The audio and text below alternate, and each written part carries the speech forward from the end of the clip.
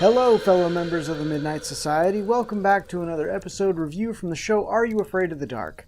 Last time, we covered The Tale of the Closet Keepers, a Kiki story about aliens who kidnap Earth children for a space zoo. Tonight's narrative, from Gare Bear, is about an aspiring artist who discovers a gallery that is offering more than just inspiration. Submitted for the approval of the Midnight Society, I call this Season 4, Episode 12, The Tale of the Unfinished Painting. We open on the gang setting up for the night's festivities. As Gary arrives, he is pulled aside by Tucker, who is supposed to tell the night's tale, but has yet to come up with a story. Now, why does that sound so familiar? What happened? Don't know. What do you mean you don't know? I mean, I don't know. I'll figure something out for next time. Well, he is the new Eric. Gary says that he's got it covered and then asks the others if they're okay with it. Yeah, sure. Well, f*** you too. I mean, what has Gary ever done for the rest of you other than invite you all to Secret Forest Scary Story Club, or the SFSSC for short? That was the original title. You could see why they changed it. Anyway, Gary starts the preamble to his story, and frankly, he's a little too into it. You never know when inspiration is going to come. You can't touch it, you can't see it, you can't buy it. It's something mystical that opens you up to new possibilities. Has anyone checked Gary for drugs? But what if you could control someone's inspiration? It would be like touching their mind. Think of how fun it could be. No, seriously, I want a blood test done right now. What are you on, Gare Bear? Shrooms? PCP? Quaaludes? Absolutely. The tale begins on our main character, Cody, sketching in the park. Wait, is that Jewel State? It is! Now, this is Jewel's second appearance on the show after the Tale of Watcher's Woods. Wait. I'm getting a psychic message from 12-year-old me? What? Yes, adult her is just as well put together as you thought she was back then. No, I'm not going to tell them that. They already know. But because I mentioned your little crush the last time she was on the show. Okay. I'll do the thing. Just get out of my head. And also, how did I not know about these powers back then? Hello? I mentally hung up on myself. What an asshole. Whatever, just play the thing.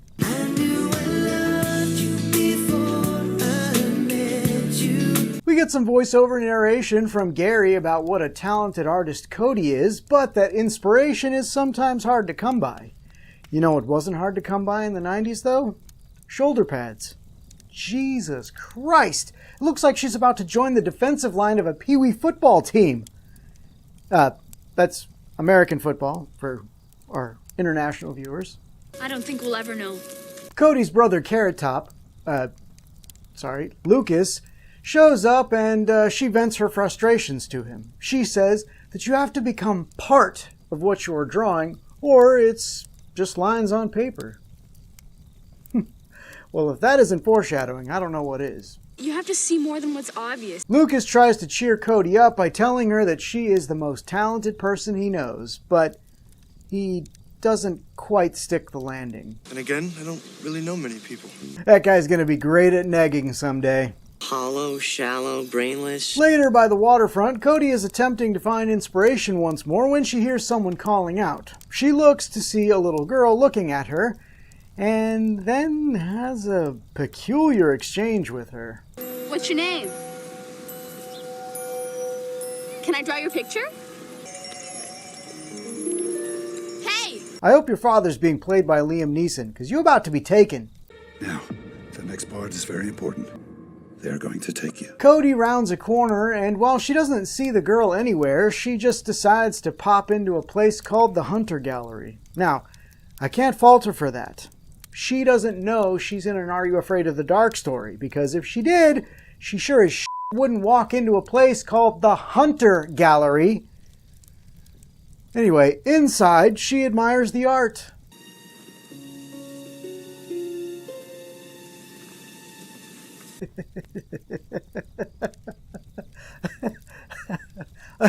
I'm sorry.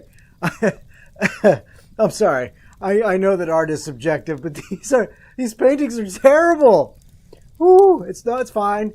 It's fine. I'm sure these are all painted by young children who are learning. I am Mrs. Breyer. It is some of my best work.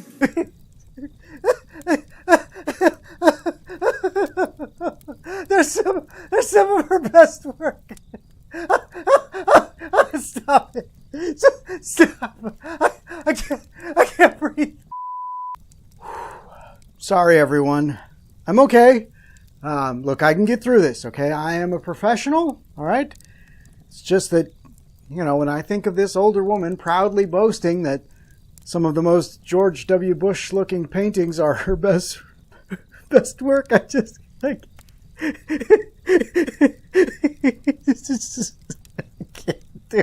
I can't do it. Cody says that she wishes she had Mrs. Breyer's talent, which, not really a high bar to clear. Mrs. Breyer asks if she is an artist, and Cody reveals that she is currently blocked, stating that the harder she tries, the further away it gets. I hear you, Cody. That was me in high school trying to get a date. Look, guys. I know. These videos are not my personal therapy sessions. But I think it all started back when I was just 8 years old. Mrs. Breyer takes Cody into the back, and on the way, Cody sees another girl working on a painting. In the back room, Mrs. Breyer shows Cody a bunch of canvases with unfinished paintings on them. Okay, Gare Bear, well played. You didn't need a character to say the title of your tale in the episode because you knew, somehow, that I would say it for you. Bravo! No notes. What's the matter? We do get our first hint that something hinky is going on when Mrs. Breyer addresses Cody by her name, but when Cody asks how she knew it, she doesn't even try to bullshit an answer. Cody asks if the paintings are Mrs. Breyer's, and she says no. She says she gets them from many sources and that she keeps them around as a reminder that art is a struggle. She then invites Cody to take her time looking at them. Perhaps they will inspire you. Oh, hey, what's up, girl? You want some unfinished crack? First one's free. Back in the middle room, we see the other girl struggling with the brush she's working with, so, like any reasonable artist, she switches to one with a finer tip. Mrs. Breyer discovers this and is not pleased. Inspiration comes from the artist, not from tools. I don't give a where the inspiration comes from. Jenna, you tell that hag the technique comes from the brush. In fact, Jenna, you don't need this place. Have you seen what this broad considers her best work? It's...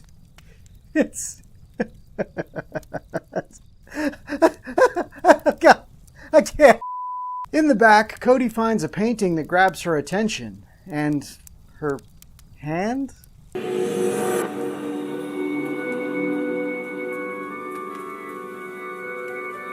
I'm telling you guys, Gary is on drugs while telling this story. Cody snaps out of her fever dream and tells Mrs. Breyer it's a shame that the painting never got finished.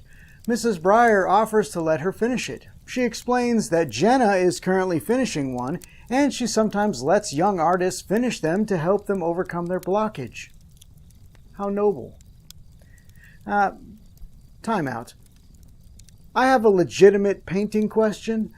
When I was younger, I would sketch and, I was okay. I also painted miniatures for wargaming, but never canvas.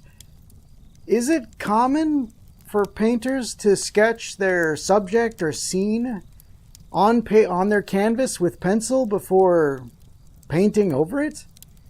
It seems weird to me, but again, I don't do that. So, and also, I'm already judgy enough on this show, so I thought maybe I would just defer to the experts who might be watching this time around. So if you have the answer to that question, please let me know in the comments. This is serious. Cody says she'd love to finish the painting, and so Mrs. Breyer gives her the first rule. The first rule of Fight Club is, you do not talk about Fight Club. Sorry, wrong rule. She says that she insists her students paint at the studio so she can guide them through the process. She says Cody can start tomorrow, and then after Cody leaves, she heads over to a cabinet. Full of evil paint supplies, no doubt.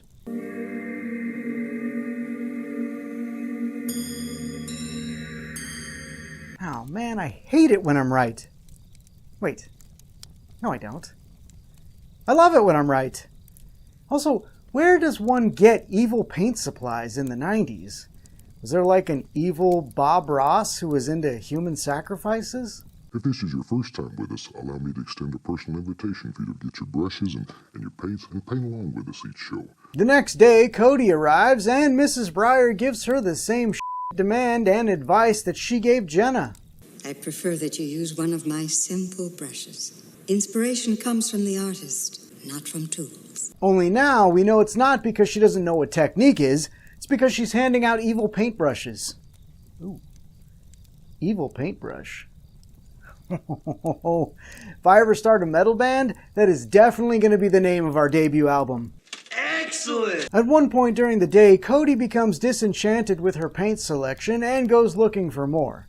She finds Mrs. Breyer's evil paint cabinet and is momentarily freaked out by the head inside, that is, until she just considers it a gag. But then she touches one of the brushes, resulting in... Okay, look. I'm not saying I'd be a better bad guy than most of these Are You Afraid of the Dark villains, but come on. Okay. First off, if I were stealing the souls of young artists, I'd choose better talent. Okay, and I'm not talking about Cody because I'm sure she's going to be the, exception to the rule, but despite the expression, guys, beggars can be choosers, okay? And second, I wouldn't keep my evil paint cabinet in a place where my prey could easily access it. That would be locked up and locked behind another door that was itself hidden behind, I don't know, a normal paint cabinet? This is Villainy 101, people. Anyway, Cody then has a dream where she sees the girl she saw when she touched the paintbrush. Now, typically when trapped spirits offer help, it's pretty cryptic, so let's see what mystery Cody's gonna have to solve. Don't finish the painting. Destroy it before it's too late. Oh man, what could that mean? You couldn't have thrown the main character just the teeniest, tiniest little bone at all? I mean, don't finish the painting. That could mean anything, including, but not limited to, not finishing the painting. How is she supposed to figure it out, guys? I do not know. Cody wakes up in the park as her brother shows up, and she tells him about her concerns about finishing the painting. He says that since she started it, she's been drawing like crazy, so she should just... Do it! Back at the gallery, Jenna has finished her awful painting, and Mrs. Breyer says the only thing left to do is to sign it. Jenna says that it isn't really her painting, but Mrs. Breyer says that she gave the painting life and that she should... Just do it! What? The infamous double Shia? Oh, I've got goose pimples, guys. I'm sorry, the gallery is closed. Jenna signs the painting, and we cut to Cody arriving at the gallery to see Jenna's painting hanging in the front, only now it has a shitty-looking Jenna in the middle instead of the original girl, and it's signed by Mrs. Breyer. Man, if only that dream ghost hadn't left such an ambiguous message, maybe Cody could get herself out of this mess. Also, if Mrs. Breyer hangs the completed paintings of her stolen souls out front, how do you explain this painting in the gallery at the beginning and then also in the back room in the following scene? Twins and only one finished? Cody asks Mrs. Breyer about the painting, and she claims that it's not the same painting that Jenna was working on, and that Jenna will not be coming back. She then tells Cody that her painting is almost done and that she should get back to it. Smooth. Real smooth. Cody, why are your stranger danger bells not going the f*** off right now? I love the paintings. Cody finishes her painting, and it's probably the best painting I've seen in the gallery. She suddenly notices Jenna's bag lying around because Mrs. Breyer is a terrible villain, and goes back to investigate her painting in the gallery. It's then that she sees the painting of the girl from her dream. How she didn't see this painting sooner, I have no idea. This finally weirds her out enough to go investigate the evil paint cabinet again. Cody calls her brother and begs him to come get her. Mrs. Breyer surprises her, asking what she was doing. Cody says looking for paint thinner, and then adds that she finished her painting. Now the words, finished the painting, are clearly an aphrodisiac for Mrs. Breyer because she immediately gets come hither eyes. Really? May I see? Upon seeing the painting, Mrs. Breyer says that Cody has a rare talent, and all that's left to do is for her to sign it. Oh boy, this all feels familiar. Well, I know my girl Cody isn't going to sign that thing, not after everything she's seen, but sure, lady, go ahead, give her your sales pitch. You created the soul of this painting. So just do it! Make your dreams come true! Just do it! What? The incredibly elusive Triple Shia? Oh, you know what that means. A Booyaka Shia! Oh, you know what, man? You've earned this.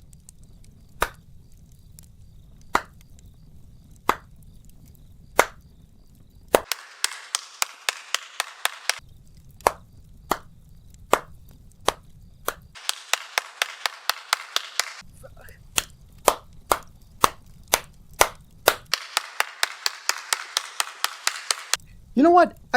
I can't do this with you right now, okay? I tell you what, you try to lead them to greener pastures, and they just want to smoke the grass. If it works, stick with it. Cody takes the brush and signs the painting, but you know what? She is hip to Mrs. Breyer's plan after cleverly unraveling the mystery of Dream Ghost's message to not finish the painting. So she just didn't sign her own name. She signed Mrs. Breyer's, and that hag got sucked into the painting.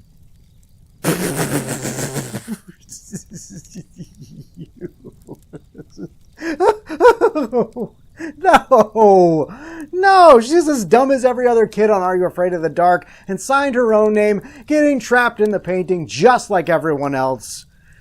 You know, I'm not mad, Cody. I'm just disappointed. No, I'm f***ing furious! That ghost told you not to finish the damn painting! What were you thinking? It's the brushes. Cody's brother shows up at the gallery and Mrs. Breyer tries to play ignorance about who Cody is, but Lucas isn't having it. Mrs. Breyer asks Lucas to wait up front while she checks with one of her associates about Cody. She then rushes into the back, grabs Cody's painting, and attempts to burn it in a dumpster. Lucas follows her out back, but finds the little girl that lured Cody to the gallery at the start of the episode there in Mrs. Breyer's place. What? Be patient. Inside the painting, Cody, for some reason, still has her paintbrush and gets an idea. She breaks it, which frees her from the painting. She then rushes to the evil paint cabinet and grabs all the brushes, only for this to happen. Become a hunter for me and live forever. Oh man, that was always one of my favorite Chuck E. Cheese animatronics. I could see why they took it out though. Way too many human sacrifices in the ball pits. Well, more than usual anyway.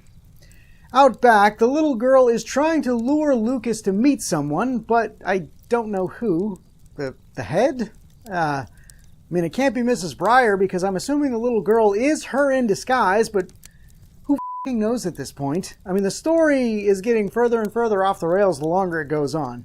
Cody arrives with the paintbrushes, which causes the little girl to vanish and Mrs. Breyer to return so that she can give her big villain monologue. I have hunted for centuries. You cannot stop me. Cody has had just about enough of Mrs. Breyer's bad instruction, replying, Maybe not, but your victims can.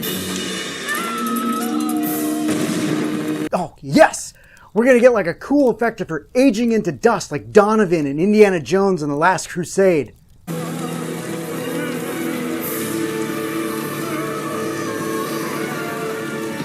Yeah, no, or that. That's fine. If you hate me. Also, I'm confused. Was Cody the only one to have her brush with her in her painting? If not, I find it hard to believe that no one else tried to break the damn brush in the centuries that Mrs. B claimed to be hunting. And if Cody was the only one to have her brush in the painting with her, how did it get there with her? Details matter, Gary. Perhaps you'd like to finish it. Burning the brushes frees Jenna, but I guess all the other trap victims were from long ago because Gary ends the tale by saying, Cody's artistic block soon vanished because she was able to draw inspiration from all the spirits she freed from their living nightmares. Well, that is just nice. I'm really glad she got inspired by all those people that were murdered. Good for her. Hey! Gary ends his story and ends the meeting. Tucker asks Gary what made him think of his story, and he says that Tucker did since, he was struggling to think of a story himself. He then ends with probably the most truthful words I have ever heard on the show. At least you're good for something. Now for the review. I've been in the middle a lot lately, and it's no different here. I really like the concept of someone who steals the souls of artists and traps them in their paintings, but the villain just seemed so incompetent that it made our protagonist feel even more inept when she fell into the trap. And the acting was good, the scares were missing, and the effects were so all that's left is for me to talk it out. You're just blocked. Stop trying so hard. The settings were good. I really enjoyed seeing some outdoor shots that were different from the typical woodsy areas that we get, though we really didn't get much of them. I like the idea of the art gallery, and I don't think it would have taken much to dress it up to make it a little creepier for the atmosphere, but alas, they did not. The morning light is much better on this side of the room. The story. It was a good idea with a lot of problems. There was just so many ways to circumvent the end result. Using a different brush, not signing the painting, finding the evil cabinet, not finishing the painting, etc. Right? Personally, if I were an aspiring artist and a teacher were like, hey, you can only use one brush to finish this painting, I'd be like, oh, you're a bad teacher. I'll see myself out. Also, I wish we would have cut the scenes with Jenna signing the painting and devoted some time to Cody finding out some information about the head in the cabinet. Like, who is this spirit? Why does he need hunters to get other people's souls for him or something, In spite of that, if we kept the Jenna scenes in, then there is no convincing me that Cody signing Mrs. Breyer's name to the painting instead of her own wouldn't have been the perfect ending to thwart the villain. Honestly. And if you went with that ending, you could even do the dark twist. I'm a fan of a dark twist. You could have done the dark twist where the story ends with Cody owning the gallery and being the new hunter. And alternatively, you could have just kept her good, and then she could have burned the gallery down after she got Mrs. Breyer to sign her name to the painting and trapped her inside, thus undoing the whole enterprise. Either way, it would have worked. Wait, you lost me. The scares. The only thing scary about this episode was the blatant disregard for basic teaching methods. Younger me definitely wouldn't have found this one scary, and it certainly wouldn't have changed his crush on Jewel. I don't care how big her shoulder pads were. Exactly. The acting in this episode was fine. I'm not going to mention Ghost Painting Girl or the little girl version of Mrs. Breyer, since blink and you miss them. Because this episode isn't really scary, there isn't much for our actors to play off of, so most of the acting is pretty normal, if that makes sense. It's not like they're not acting, it's just bland, I guess. Lucas was fine. As the aloof yet caring older brother, even though he's barely in the episode. Jenna was fine as victim number 1, even though she too is also barely in the episode. Why am I even mentioning these people? Cody is great. She plays the frustrated artist well, and her one moment of fright felt genuine, including her follow-up reaction once she assumed that the head in the cabinet was fake. You won't regret this. The adult acting in the episode was great. Mrs. Breyer knew when to seem caring with just a subtle undertone of something sinister, and then she also knew when to dial it up to 11. Gary, after talking it out, I'm going to say that the tale of the unfinished painting doesn't meet the approval of the Midnight Society. Just barely. The Midnight Society members poll on this one was, at the time of recording this video, 91% in favor of with 9% against, so I'm being overruled. Threatened to steal a few souls, did we, Gare Bear? Think of how dangerous it could be if used for evil. I want to thank the following Midnight Society members for participating in this video's poll. Okay, everyone, we're just going to add a happy little column right there. All right, yep, okay, all the way down. Yep, just one happy little column, just like that. There you go. Look at that, one happy little column. But he looks lonely, doesn't he? All right, so we're going to give him a friend. We are, but we're going to use the Miyagi method, okay? That's right. We're going to paint the fence, okay? Here we go. Here we go. Paint the fence. Yes. All right. Oh, my goodness. Look at that. Yes. Just like that. Look at that. Two happy little friends. Two happy little friends like that, right? They look happy. But you know what? You know what would make them even more happy? If they had another friend. 3 friends? Yes. But you know what? Let's have fun with it. Let's just get crazy, okay? We're going to do the Batusi. Oh, yeah, you know what I'm talking about. We're going to Batusi it, okay? So make sure you get plenty of paint on your brush. And then we're just going to come on over here. And we're just going to, just feel it. Just Batusi it, right? What would Batman do? Yeah, just like that. Look at that. Look at that. 3 friends just hanging out. What a beautiful scene we have created. How did yours turn out?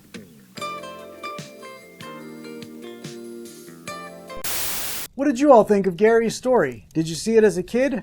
What would you do if you were asked to complete some mediocre paintings? Let me know in the comments below. Be sure to check out the next episode on the tale of train magic. Until then, are you afraid of the dark?